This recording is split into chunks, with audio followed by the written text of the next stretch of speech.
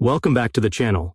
Today we're diving into one of the most iconic and feared tanks of World War II, the Panther AUSF-G, specifically the late production variant. This wasn't just a tank, it was a statement of German engineering, refined through years of battlefield experience. At first glance, the late production Panther G immediately stands out with its sleeker, more robust armor profile.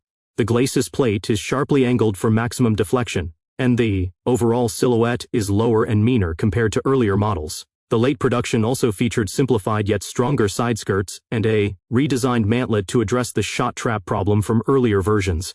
The road wheels and suspension, while complex, gave it remarkable cross-country mobility, and the track design allowed it to handle the Eastern Front's mud and snow with surprising confidence.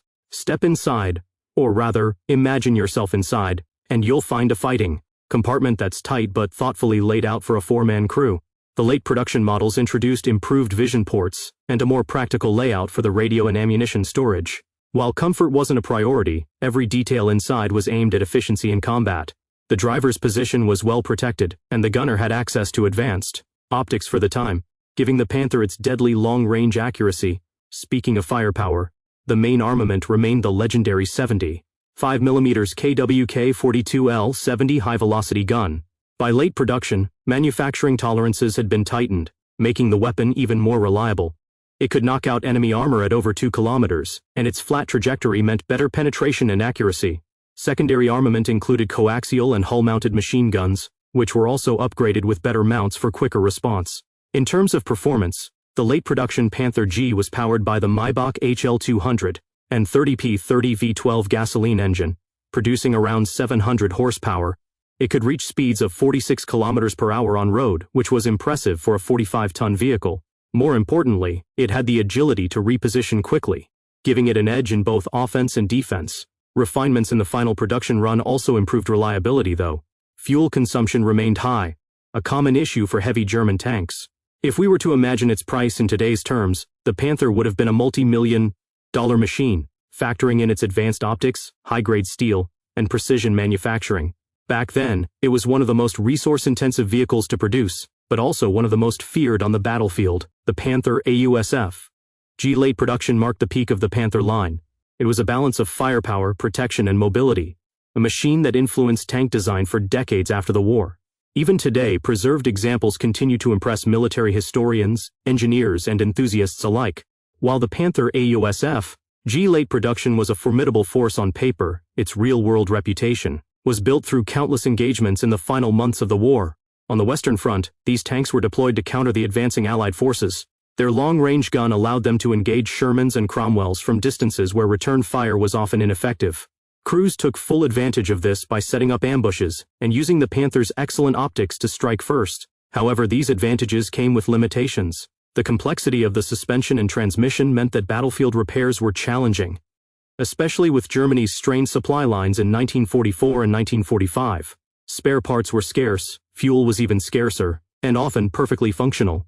Panthers had to be abandoned simply because they couldn't be refueled.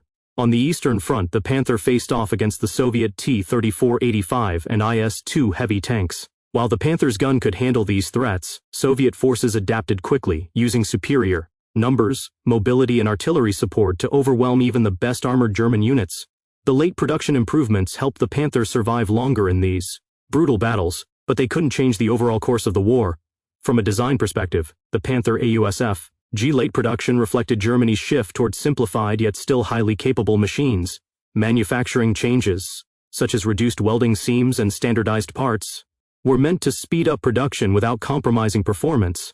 The final models even featured infrared night fighting equipment on some units, a revolutionary addition for the time, though only a handful ever saw action with it. In the eyes of tank crews, the Panther G was both a blessing and a burden.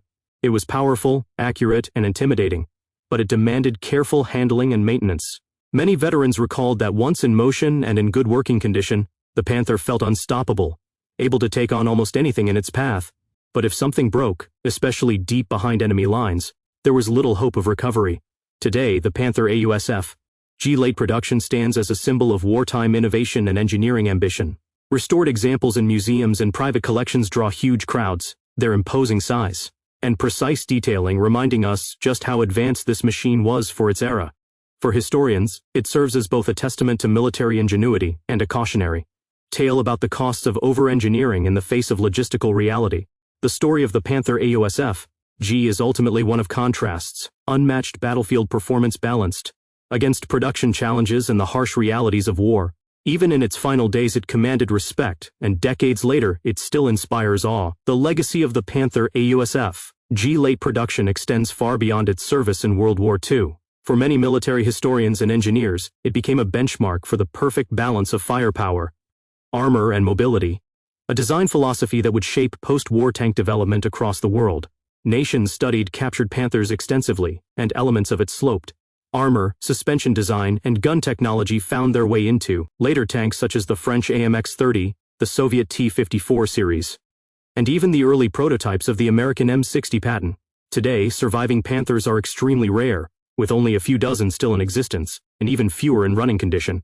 Museums such as the Musée des Blindes in France and the Tank Museum in Bovington, England showcase late production Panther Gs as prized centerpieces. When one of these machines starts its engine for public demonstrations, the deep, throaty growl of the Maybach V12 still turns heads, transporting spectators back to an era when this sound struck fear into opposing tank crews.